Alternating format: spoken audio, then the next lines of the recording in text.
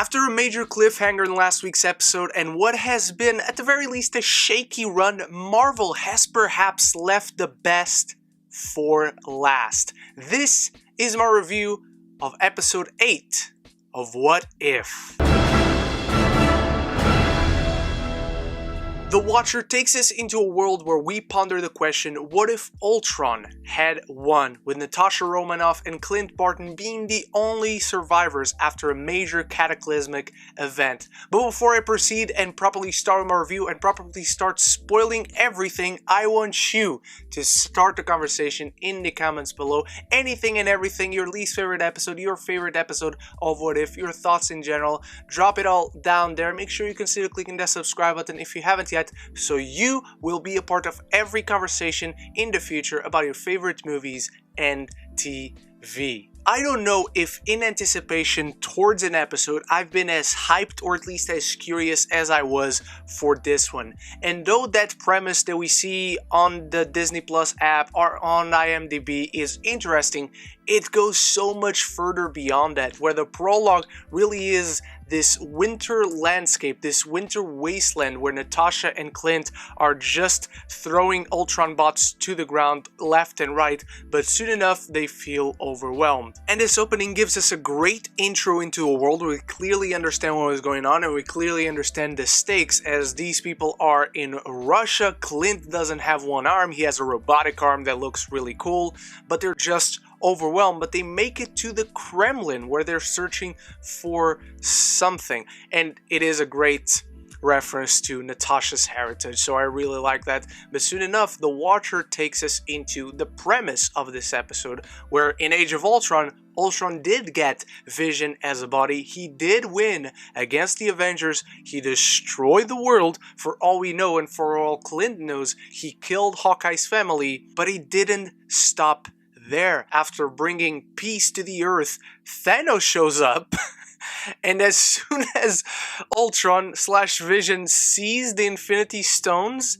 that Thanos has on the Infinity Gauntlet, he cuts him in half just like that, which is insane. And this is where the episode really piqued my interest, because Ultron takes the Infinity Stones, he remakes the Earth, he remakes an army all for himself, he goes over the entire universe, taking over it. He takes over the Sovereign, he takes over Ego, he destroys the Guardians very easily, he makes it to Xandar, and for a minute I had hoped I was going to see a Nova Corps member. I was hoping I would see Nova himself, Richard Rider, as soon as Ultron gets hit with this blast.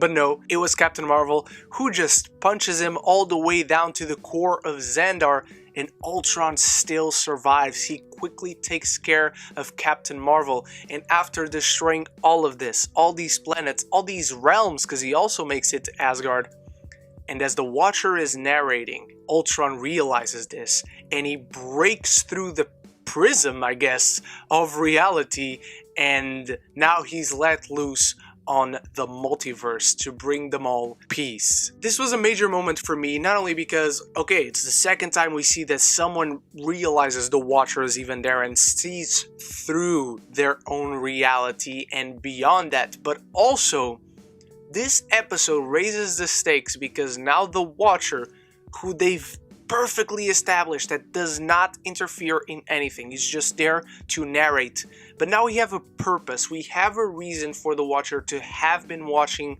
this specific universe and narrating this story, and now he has stakes in this story, he has something to care about when it comes to this story, which immediately just elevates it naturally above all the other episodes, I think. I'm someone who has been enjoying most of the What If episodes, but not all of them. I have loved 2 single episodes so far, and that's it. But now this episode clearly puts itself on top of those, because we have a reason for this very story to be told. It's an incredible moment when Ultron breaks through that glass prism and just starts going across multiverses and fighting the Watcher, which again has been established as an extremely powerful being, and now Ultron is going toe-to-toe with him. But we also get a few scenes before this where Natasha and Clint make it to the Kremlin. They're searching for answers for anything about this mysterious analog AI that could help them, and the Watcher is trying to talk to them.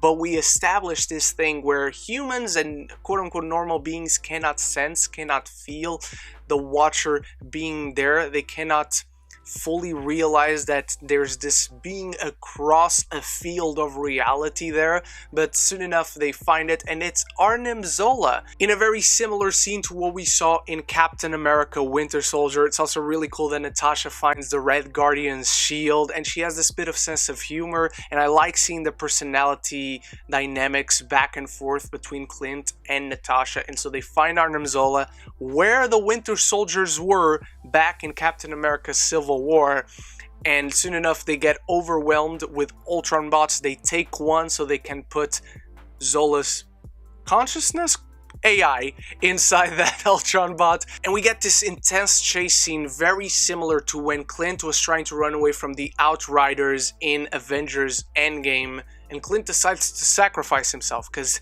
he's tired of fighting, which is very reminiscent to what he was going through in Avengers Endgame. And this is when Natasha herself realizes that Zola cannot get to Ultron because he couldn't find him in the observable universe, because Ultron now is out there in this all-out fight with the Watcher. They're crossing multiverses left and right. They crash into a multiverse at one point where Ultron is this big giant head and he just munches on this planet that the Watcher is in.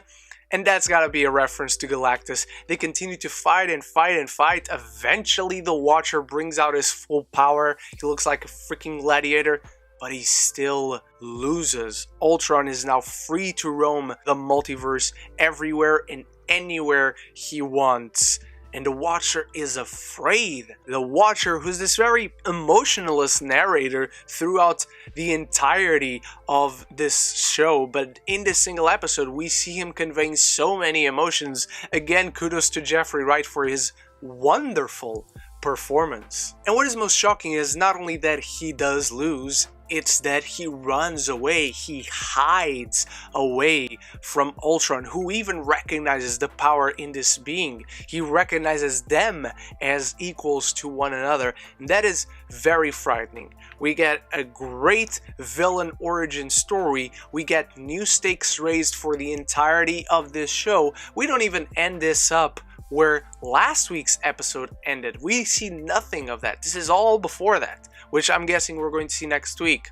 Where the episode ends was with my previous favorite episode, where the Watcher goes to meet Doctor Strange Supreme, because both of them have found themselves with no other way out in this prison of their own making. And the episode ends with that exact same shot, backing away from that prism sphere of energy and into blackness. And the episode ends on this very somber note of what's going to happen next. And we know what's going to happen next, of course. We've seen the shots, the rotating shot of the Guardians of the Multiverse, Doctor Strange, Party Thor, Captain Carter, Natasha Romanoff, Warrior Princess Gamora, and so many others, and I cannot wait. I don't know if I might personally prefer the Doctor Strange episode still, but this episode is just very, very strong. We've inserted the narrator into the story and immediately raised the stakes for the show to even exist. We're observing these universes